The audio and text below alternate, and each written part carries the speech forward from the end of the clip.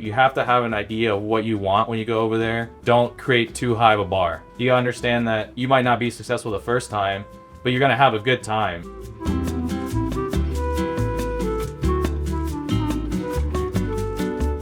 They're going to be in bars tonight, Saturday night, and they're going to be crying in the beer about how, oh, it's a sausage fest. There's no women. This really sucks, blah, blah, blah. But do they do anything about it? No. And what's worse is they try to talk you out of doing something about it. They're going to say, oh, you can go over there and find, I know someone who met and they married this Russian woman and then they got a divorce. So that doesn't work. And I think, really? So you've never met someone here who married someone here in Phoenix that got a divorce? I mean, 50% of the people or more get divorced that get married here. But the level, the bar that we get put on is so much higher because, oh, well, you're going outside the country and all this stuff. Who cares? Who cares? Love is where you find it. And if you go and you happen to find it, great.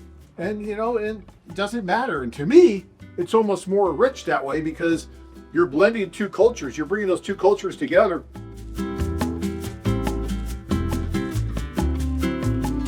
Because I'll tell you, when we started this business back in 1995, we thought we needed security at the door. We thought we needed kind of like all kinds of stuff because we thought guys were going to tear down our doors to go meet these beautiful women overseas.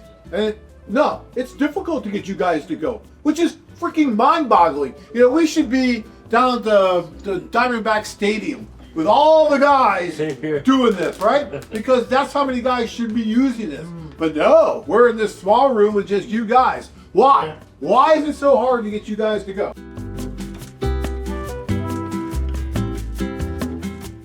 Don't put all your eggs in one basket. I mean, that's the tendency we've had with some of our clients is they'll just focus on one woman and then they go and meet that woman and she ends up not being how they expected.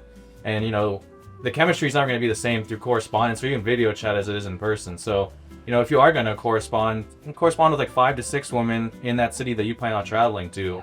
And then at that point, if one of the women that you thought was going to be great doesn't turn out how she is, you have other options. And then you still have the staff there. The staff is going to help you introduce women that you may have never met before or you don't even know are on the site. And so, absolutely. And it's same with the socials. I mean, we have, going back to the expectations wise, you guys set an ideal, realistic, who you want to meet prior to going there. But then when you're at the social, I mean, sometimes we have guys who just get so overwhelmed by the beauty and the youth of the socials. Because, I mean, half the women are going to be probably over the 35, maybe a little bit under, maybe like 40%. And then the other half are going to be under 35. And we'll have guys who are in their 60s and they'll go after the hottest 20-year-old. And then they'll go after the next 24-year-old. And then I'll go up to him and be like, hey, Tom, remember, you're 60, you told me you're gonna look for 40-year-olds, 45-year-olds, now you're talking to 20-year-olds. Hey, we're men. Yeah, and I can't resist. He's like, they're too beautiful. He's like, they're open, they're willing to talk to me. I'm like, well, sure they are, but at the end of the day, they probably don't have an idea of marrying you. And when you go to the tours, you gotta come loose. You gotta understand that you might not be successful the first time, but you're gonna have a good time, and that's what you have to have that mindset is I'm gonna have a good time. I'm gonna go on dates, I'm gonna meet people, and for some guys success is different. One guy's success might be getting married that first time. Another guy's success might be going on a couple dates, getting your confidence up, so you can transition those skill set back to when you come to the United States even. So you have to have an idea of what you want when you go over there, and don't create too high of a bar that first time. I think that's the most important thing is. Go in there understanding that, these women, not all of them want to leave the country either. I think there's a misconception and it's changed over the years. 10, 15 years ago, women were a lot more willing to leave their country and they were kind of looking to just get out. Now, they have to find that common relationship in order to want to leave.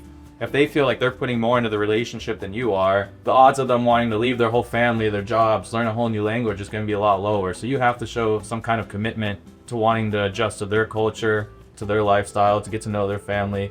Like Rana said, it's with a lot of foreign women, I think it's different here in the United States. Women don't tend to involve their family as much in their relationships. Whereas internationally, I mean, like Rana said, you marry the family. When I met Juliana's family, that was really big for her. That was mandatory. You have to meet my parents the first or second day.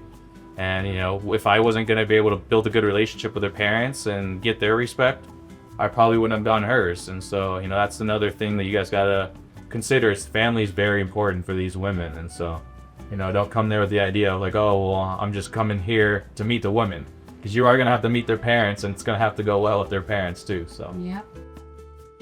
Travel to exciting places and meet hundreds of stunning single women. Check out our website at OdessaWomen.com.